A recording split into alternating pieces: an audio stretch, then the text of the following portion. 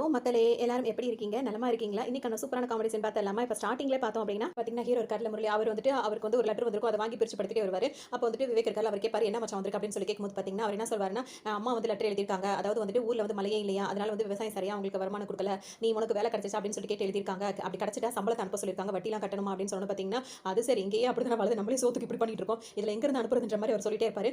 உங்க அப்பாவும் லெட்டர் போட்டிருக்காரு அப்படின்னு சொல்லிட்டு ஹீரோ குடுக்கும்போது, எங்க அப்பாவும் என்னத்த புதுசா எழுதியிருக்க போறாரு. இதே பஞ்சப்பாட்ட தான் எழுதியிருப்பாரு. இதெல்லாம் படிக்கிறதே வேஸ்ட்னு நினைக்கிறேன்னு சொல்லிட்டு படிக்காமயே அந்த லெட்டர் தூக்கி வீசிடுவாரு. பேசிட்டே இருக்கும்போதே பார்த்தோம் அப்படின்னா வந்துட்டு இப்ப வடிவேல் வருவாரு. வரும்போதே பார்த்தீங்கன்னா ஃபோன்ல பேசிட்டே வருவாரு. ஹலோ ரஜினி சாரா, அப்படி இப்படி அடுத்த படத்துக்கு நான் தான் எடுக்க போறேன், நீ தான் எடுக்க போற அப்படின்ற மாதிரிலாம் பேசிட்டே வருவாரு. இவங்க 2 பேரும் பார்த்துட்டே நிப்பாங்க. கிட்ட வரும்போது பார்த்தீங்கன்னா ஃபோன வச்சிருவாரு. வச்ச உடனே அவர் இப்ப ஹீரோ வந்து என்ன கேட்பாருன்னா, ஒரு ரூ. 1000 இருந்தா மட்டும் ரெடி பண்ணி தர முடியுமா? ஏன்னா வந்துட்டு என் தங்கச்சி வந்து இப்ப லெட்டர்லாம் போட்டிருக்கா, வட்டி குடுக்கணுமா அப்படின்னு சொல்லி கேட்கும்போது, ரூ. 1000 ஒரு ரூ. 1000 கிடைக்குமா அப்படின்றதுக்காக தான் ஒரு நாள் பூரா ஆட்டோவ எடுத்துட்டு சுத்தி சுத்தி கேட்டு தேடிட்டு இருக்கேன். ஒருத்தவங்க குடுக்க மாட்டான்னு சொல்லும்போது, அப்புறம் எதுக்குடா பேட்டரியே இல்லாத ஃபோன்ல ரஜினி சார்ட்ட பேசுற மாதிரி ஆக்ஷன் பண்ற அப்படின்னு சொல்லி கேட்கிறாரு. அப்படிலாம் பண்ணா தான் ஆட்டோக்காரனே வண்டியில ஏத்த மாட்டான்னு சொல்லி சொல்லுவாரு. இப்ப ஹீரோ ரொம்பவே ஃபீல் பண்ணுவாரு. ஏதாவது ஒரு வேலை வாங்கி குடுறா, நான் வந்து அந்த வேலையாவது செஞ்சுக்கிறேன். கூலி வேலை இருந்தா கூட பரவாயில்லன்னு சொல்லும்போது, விவேக் இப்ப என்ன கேட்பாரு, என்னடா கூலி வேலைலாம் கேட்கும்போது, அவனே சரின்றான். உனக்கு என்னடா அப்படின்னு சொல்லிட்டு வடிவேல் என்ன பண்ணுவாருன்னா, அந்த ஆட்டோக்காரன் இருக்காருல்ல, அவர கூப்பிடுவாரு. கூப்பிட்டுட்டு என்ன சொல்வாருன்னா, நீங்க வாங்க, உங்களுக்கு தெரிஞ்ச யாராவது ஒருத்தர் ஆட்டோ ஓட்டுறதா இருந்தா, அவரோட ஆட்டோவ தம்பிட்ட குடுங்க, நல்லா ஓட்டுவாருன்னு சொல்லி ஹீரோ சொல்லணும். அடுத்தவங்களோட ஆட்டோ எதுக்கு தம்பி? என் ஆட்டோவே அவர் ஓட்டட்டும்னு ஹீரோக்கு ரொம்ப சந்தோஷமா போயிரும்.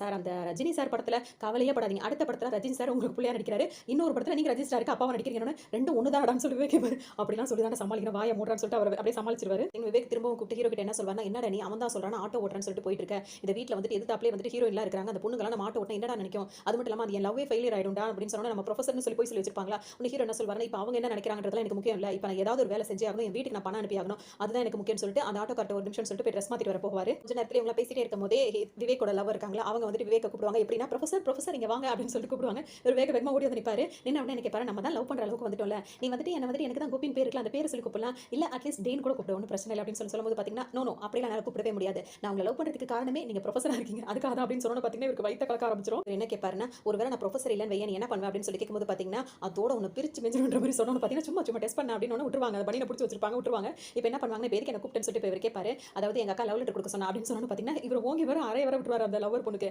உடனே அவங்களுக்கு வந்து எதுக்கு என்ன அரேஞ்சர் சொல்லி கேட்கும்போது, நான் உன்னை உயிருக்கு உயிரை லவ் பண்றேன்னு தெரியும். உங்க அக்கா வேற லவ் பண்றத லவ் லெட்டர் கொண்டு என்கிட்ட கொடுக்குறேன்னு சொன்னோனே, படார்னு இவங்க ஓங்கி அரைவாங்க. உனக்கு அப்படிலாம் வேற நினைப்பு இருக்கா? உனக்கு நான் கிடைச்சதே பெரிய விஷயம். எங்க அக்கா வேற உனக்கு வேணுமா? போய் ப்ரொஃபசர் அந்த ஹீரோ இருக்கார்ல அவர்கிட்ட போய் இந்த லெட்டர் கொடு அப்படின்னு சொல்லுவாங்க. அந்த லெட்டர் தூக்கிட்டு வேக வேகமா ஹீரோ கிட்ட வருவாரு. டேய் மச்சான் நம்மளுக்கு நல்ல நேரம் ஸ்டார்ட் ஆயிடுச்சு அப்படின்னு சொல்லுவாரு. என்னடா சொல்றேன்னு சொல்லி கேட்கும்போது, என் ஆளோட அக்கா இருக்கால அவனுக்கு லவ் லெட்டர் கொடுத்துட்டான்னு சொல்லும்போது பார்த்தீங்கன்னா ஹீரோக்கு ரொம்பவே சந்தோஷமா இருக்கும். அப்படியான்னு கேட்பாரு. இந்த லவ் லெட்டருக்கு மட்டும் பதில் லெட்டர் நீ போட்டேன்னு வச்சுக்கோயேன், நம்ம இந்த சொத்தெல்லாம் நம்மளே ஆட்டை போடலாம். இதுக்கப்புறம் நம்ம வேலைக்கே போக வேண்டியதில்ல அப்படின்னு சொல்லிட்டு இஷ்டத்துக்கு எல்லாம் பேச ஆரம்பிச்சிருவாங்க. ஆனா அவங்க இப்போ எதுக்காக நம்ம லவ் பண்றாங்கன்னு தெரியுமான்னு கேட்டோன்னே, நம்மளோட பர்சனாலிட்டியை பார்த்துன்னு சொல்லும்போது, அதெல்லாம் கிடையாது. நம்ம ப்ரொஃபசர் அப்படின்றதுனால தான் அவங்க லவ் பண்றாங்க. நம்மளுக்கு இப்போ வேலை இல்லைன்னு நம்ம சொன்னோம் அப்படின்னா, அவங்கள சுத்தமா நம்மள வந்து லவ் பண்ண மாட்டாங்க. அது உண்மை தெரிஞ்சதுக்கு அப்புறம் நம்ம லவ் பண்ணுவோம்னு சொல்லி ஹீரோ சொல்வாரு. உடனே விவேக் என்ன சொல்வாருன்னா, லேசா சொல்லி பார்த்தா அதுக்கே சட்டையை போட்டு குலுக்கு குலுக்குன்னு குலுக்குறா. இதுல அப்புறம் உண்மையை சொல்றியான்னு சொல்லி கேட்பாரு. அப்படியே என்னமோ பேசிட்டு இருந்தாலும் ஹீரோ என்ன சொல்லிடுவாருன்னா, இங்க பாருங்க நான் வந்துட்டு உண்மையா தான் இருக்குன்னு நினைக்கிறேன். நம்ம இந்த மாதிரி போய் சொல்லி லவ் பண்ணோம் அப்படின்னா வந்துட்டு நம்ம காதலுக்கே செய்யற துரோகம். அதை வந்து நான் செய்ய விருப்பப்படல அப்படின்னு சொல்லிட்டு ஹீரோ சொல்லிடுவாரு. இவங்க மூஞ்ச எங்க இருக்கிற ஒரு மாதிரி யோசிச்சுட்டே உட்கார்ந்துட்டு இருப்பாங்க. இங்க ஹீரோயினும் அவங்களோட அக்காவும் இருக்காங்கல்ல, அவங்க 2 பேர் கிட்ட மனோரமா இருக்காங்களா, அவங்க என்ன சொல்வாங்கன்னா, இப்போ நம்மளுக்கு வந்துட்டு உங்க 2 பேருக்கும் பார்த்திருக்க பையங்க பசங்க பார்த்தீங்கன்னா ரொம்ப தங்கமான பசங்க. அவங்களுக்கு எந்த கெட்ட பழக்கமும் இல்லையா, ரொம்ப நல்ல பசங்களா. அதனால இன்னைக்கு நைட் பஸ் பிடிச்சு நாளைக்கு ஊருக்கு போறோம், நிச்சயத்தை வைக்கணும்ன்ற மாதிரி சொல்லுவாங்க.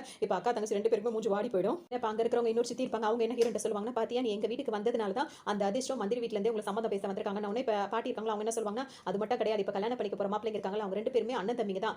ஒரே முகூர்த்தத்திலே கல்யாணம் வைக்கிறோம்னு சொல்லிருக்காங்க. அவங்க குடும்பத்துல எல்லாருக்கும் ரொம்ப சந்தோஷமா இருக்கும். ஹீரோயினுக்கும் அவங்க தங்கச்சிக்கு மட்டும் ரொம்ப வருத்தமா இருக்கும். சம்மதம் அவ்வளவு சீக்கிரத்துல கிடைக்குமா, சட்டு சட்டுன்னு போறோம், நாளைக்கே பேசி முடிக்கிறோன்ற மாதிரி பாட்டி சொல்லிட்டு போவாங்க. இப்போ அக்கா தங்கச்சிக்கு வந்துட்டு பேசுவாங்க, என்னடி இது இதுவே எல்லாத்தையும் முடிவு பண்ணிரும் போலே அப்படின்னு சொல்லும்போது பாத்தீங்கன்னா, அவங்க முடிவு பண்ணா பண்ணட்டும். இப்போ நம்ம பிடிச்சிருக்குன்னு சொன்னா தானே அது ஓகே ஆகும். நம்ம டைரக்டா சொல்லிடுவோம், நாங்க ப்ரொஃபசர் தான் விரும்புறோம் அப்படின்னு சொல்லிட்டு சொல்லுவோம். பாத்தீங்கன்னா அதெல்லாம் சொல்லலாம். ஆனா நான் ரவிக்கு லெட்டர் கொடுத்தானு இன்னும் வரைக்கும் பதில் வரவே இல்லையா அப்படின்னு சொல்லிட்டு கவலைப்பட்டு இருப்பாங்க.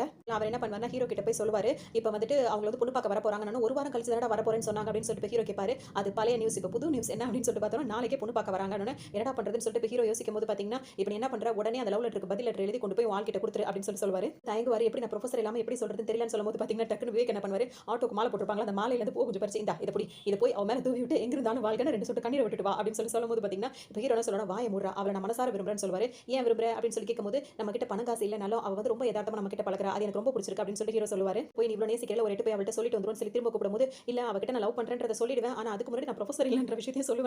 ஐயோ உன்னோட பெரிய தொந்தரவு போச்சுடா, ஆரம்பத்துல இருந்தே காதல் சொல்றதுக்கு உன்னோட பெரிய பாடா இருக்கடா. இப்போ நீ சொன்னீனா என்ன ஆகும், ஏற்கனவே அவ தொட்டதுக்குலாம் என்ன போட்டு மிதிப்பா, இப்போ நான் மட்டும் ப்ரொஃபசர் இல்லைன்னா என்ன போட்டு நல்லாவே மிதிப்பா, காதலுக்காக இதையும் தியாகமா நினைச்சுக்கிறேன், சரிவா ஆட்டோல ஏறுன்னு சொல்லிட்டு வேக வேகமா இப்போ ஹீரோ கூட்டிட்டு வருவாரு. அவங்களோட இன்னொரு தங்கச்சி இருப்பாங்க. அவங்க என்ன பண்ணுவாங்க, சரக்கு வச்சிருக்கேன், இறக்கி வச்சிருக்கேன், முறுக்கு வச்சிருக்கேன் அப்படின்னு சொல்லிட்டு கார்ல அவங்க ஊருக்கு கிளம்பி போறாங்களா, அதுல வந்துட்டு அந்த ஜாமெல்லாம் அடுக்கி வச்சுட்டு பாட்டி பாடிட்டு இருப்பாங்க. அப்போ பாத்தீங்கன்னா வடிவேல் இருக்கார்ல, நைஸா வந்து அந்த காம்பவுண்ட் சவுத்துக்கிட்ட நின்னுப்பாரு. நின்னுக்கிட்டு அந்த பொண்ணை மட்டும் கூப்பிடுவாரு, இங்க வான்னு சொன்னா அவங்க என்ன சார்னு சிரிச்சுக்கிட்டே வருவாங்க. அப்போ அவர் என்ன சொல்வாருன்னா, போ உங்க அக்கா கிட்ட சொல்லிட்டு ரவி சார் உங்ககிட்ட முக்கியமான முக்கியமான விஷயம் சொல்லணுமா அப்படின்னு சொல்லிட்டு கூட்டு வரணும். அவங்கலாம் ஊருக்கு போறாங்களே அப்படின்னு சொல்லிட்டு சொல்லுவாங்க. அதெல்லாம் எனக்கு தெரியாதா, போய் நான் சொன்னதா போய் சொல்லி கூட்டு வா அப்படின்னு சொல்லுவாரு. எல்லாம் அவங்க எதிர்த்து எதிர்த்து பேசிட்டு இருப்பாங்க. இதே மாதிரி கூட கூட நீ பேசிட்டு இருந்தா எந்த காலகட்டத்தில நீ ஹீரோயினாவே ஆக முடியாது. புரியுதா? அப்போ அப்படின்னு பார்த்தீங்கன்னா, அங்க பாட்டி வந்துருவாங்க. யார் இதுன்னு இவங்க 2 பேரும் பேசும்போது கேட்கும்போது, இவரு அவரும் கேட்பாரு. இவங்க யார் அந்த பாட்டின்னு சொல்லி கேட்கும்போது, அவங்க தான் என் பாட்டின்னு சொல்லும்போது, ஓ பாட்டிகிட்ட அப்ப போய் நம்ம போய் போய் அறிமுகமாயிக்கணும்னு சொல்லிட்டு குட் மார்னிங், குட் மார்னிங் சொல்லிட்டு சொல்லுவாரு.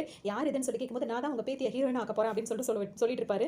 சும்மா இருந்திருக்கலாம். டக்குனு இவர் என்ன பண்ணுவாருன்னா, அந்த பாட்டிய ஜூம் பண்ண ஆரம்பிச்சுருவாரு. நான் எதிர்பார்த்துட்டு இருந்த அதே ஃபேஸ் கட் அப்படின்னு சொல்லுவாரு. என்ன அது அப்படின்னு சொல்லிட்டு அந்த பாட்டி கேட்கும்போது பார்த்தீங்கன்னா, டைட்டானிக்ன்ற ஒரு படம் வந்து ரொம்ப ஹிட்டா இருக்கு. அந்த படத்த அப்படியே நான் தமிழ்ல எடுக்க போறேன். அதுக்கு ஒரு பாட்டி எனக்கு தேவைப்படுது. அந்த கேரக்டர்ல நீங்க தான் நடிக்கிறீங்கன்னு அந்த பாட்டி ஒரு மாதிரி யோசிச்சுட்டே இருப்பாங்க. அந்த பொண்ணு பார்த்தீங்கன்னா குதிச்சிட்டு இருக்கும். இது எல்லாத்தையுமே வந்துட்டு லிவிங்ஸ்டன் இருக்கார்ல, அவர் கேட்டுட்டே இருப்பாரு. கூப்பிட்டுட்டே இருக்கும்போது இவர் திரும்ப மாட்டாரு. படார்னு அடிய போட்டு என்னன்னு கேட்கும்போது பார்த்தீங்கன்னா, இந்த பாட்டிய நான் ஹீரோனா ஆக்க போறேன். அதுக்கு ஒரு 25 லட்சம் மட்டும் குடுத்தா போதும்னு சொல்லும்போது, 25 லட்சமா? ஏற்கனவே வாங்குனது 10 காசு திரும்ப குடுக்கல. இப்ப நீ அடுத்த வேலைய ஆரம்பிச்சிட்டியா? வீட்டுக்கு வந்த கெஸ்ட் கிட்டன்னு சொல்லிட்டு அவருக்கு 2 அடிய போட்டுருவாரு. ஹீரோ வந்து என்ன பண்ணுவாரு, கர்ச்சீஃப்ல வந்துட்டு ஏதோ கிறுக்கிட்டு இருப்பாரு. அத விவேக் பார்த்து புடுங்கிருவாரு. என்னடா இது என்ன எழுதிட்டு இருக்க அப்படின்னு சொல்லி கேட்கும்போது, நானும் உன்னை நேசிக்கிறேன் அப்படின்னு சொல்லிட்டு ஹீரோ எழுதி வச்சிருப்பாரு. இதனடா இப்படி எழுதிட்டு இருக்க? அத நேர்லயே பார்த்து சொல்ல வேண்டியதுன்னு சொல்லும்போது, மத்த விஷயங்கள்லாம் நேர்ல பேசலாம்டா. காதல் சம்பந்தப்பட்ட விஷயங்கள்லாம் இப்படி தான் சொல்லணும்னு உட்டா புறா கால்ல தூது அனுப்ப போல இருக்கே அப்படின்னு கிண்டல் பண்ணிட்டு என்ன சொல்வாருன்னா, எந்த மாடுலேஷன்ல சொன்னாலும் காதல் காதல் தான்டா அப்படின்னு சொல்லிட்டு சொல்ல வேண்டியதுல ஹீரோக்கு ரொம்ப அப்படி தான் பேசிட்டு இருப்பாரு. அதோட பார்த்தீங்கன்னா, இப்ப வடிவேல் வருவார். என்னடா என் ட்ரெஸ் எல்லாம் போட்டுட்டு இருக்கேன்னு விவேக் கேட்கும்போது, அவர் என்ன சொல்வாருன்னா, என் ஆள் இன்னைக்கு ஊருக்கு போகுது. அதனால தான் அது முன்னாடி கொஞ்சம் காட்டலாம் அப்படின்னு தான் இந்த மாதிரி ட்ரெஸ் எல்லாம் போட்டு வந்திருக்கேன்னு சொல்லும்போது, என்ன சொல்வாருன்னா, ஆமா ஆமா சரி சரி என்ஜாய் பண்ணுன்னு சொல்லிட்டே இருக்கும்போதே பார்த்தீங்கன்னா, வாசல்ல இருந்து சத்தம் கேட்கும். ப்ரொஃபசர் ப்ரொஃபசர்னு பார்த்தா ஹீரோயின் தான் வந்து நின்னுட்டு இருப்பாங்க. போடா உன் ஆள் கூப்பிடுறதோட இப்ப ஹீரோ வந்துருவாரு. வந்த உடனே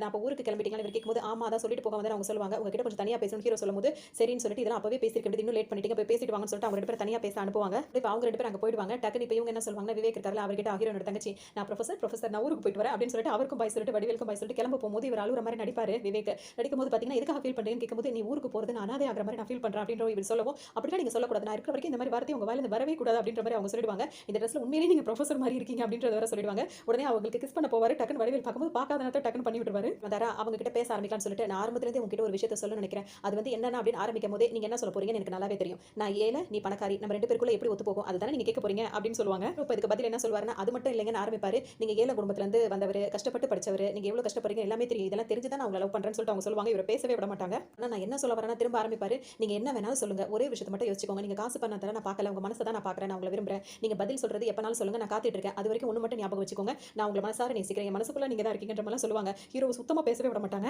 அதுக்குள்ள பாட்டி வேற கூப்பிட்டோனே சரி வரேன் பாட்டின்னு சொல்லிட்டு அவங்க கிளம்ப போவாங்க. ஹீரோவால எதுவுமே சொல்ல முடியாது. அதோட ஹீரோயின் கிளம்பி போயிடுவாங்க. அப்ப ஃப்ரெண்ட்ஸ் எல்லாம் வந்துட்டு சொன்னியாடான்னு கேட்கும்போது இல்லடா சொல்லவே விட மாட்டேங்கிறான்னு சொல்லும்போது என்னடா இப்படி பண்ணிட்ட அப்படின்ட்டு கீழ இறங்கி வந்துட்டே இருப்பாங்க. இப்ப பாட்டி வந்து எங்க போன அப்படின்னு சொல்லிட்டு பேத்திட்ட கேட்கவும் நான் ப்ரொஃபசர் கிட்ட சொல்ல போனேன்னு சொல்லுவாங்க. யாரு இந்த தம்பியான்னு சொல்லிட்டு ஹீரோட்ட பேசுவாங்க. இப்ப ஹீரோ வந்து ரொம்ப தேங்க்ஸ் சொல்லுவாங்க. நீங்க மட்டும் என் பேத்திய காப்பாத்துறேன்னா அவ கடல்ல விழுந்து இதாகிருக்கும். ரொம்ப நன்றி தம்பி அப்படி இப்படின்னு பேசிட்டு இருப்பாங்க. பேசிட்டே இருக்கும்போதே பாட்டி இப்ப என்ன சொல்லிடுவாங்கன்னா, இன்னைக்கு சாயங்காலம் எங்க பேத்திங்கள வந்துட்டு மதுரை வீட்ல இருந்து பொண்ணு பார்க்க வராங்க. பத்திரிக்கை அனுப்பி வைக்கிறேன். கல்யாணத்துக்கு கண்டிப்பா வந்துரணும் அப்படின்னு சொல்லும்போது இப்ப ஹீரோக்கும் முகலாம் வாடி போயிடும். சோகமாவே அங்க இருந்து கிளம்புவாங்க. டக்குனு இப்ப ஹீரோ கூப்பிடுவாரு. மீனா அப்படின்னு கூப்பிடுவாரு. அவங்க திரும்பி பார்ப்பாங்க. ஒரு கர்ச்சீப் எடுத்து கொடுத்து என் ஞாபகர்த்தமா அப்படின்னு சொல்லும்போது பாத்தீங்கன்னா அவங்கள அதை வாங்கிட்டு தேங்க்ஸ் சொல்லிட்டு கிளம்புவாங்க. காருக்குள்ள போகும்போது பாத்தீங்கன்னா அதை ஓபன் பண்ணி பார்ப்பாங்க. நானும் உன்னை நேசிக்கிறேன் அவர் எழுதிருப்பாரு. அதை பார்த்த உடனே டைரக்டா வந்து டூயட்டுக்கு போயிடுவாங்க. இதோட இந்த சீன் வந்து இங்க முடியுது. இது உங்களுக்கு ஜாலியா இருந்திருக்கும்னு நினைக்கிறேன். இன்னொரு சீன்ல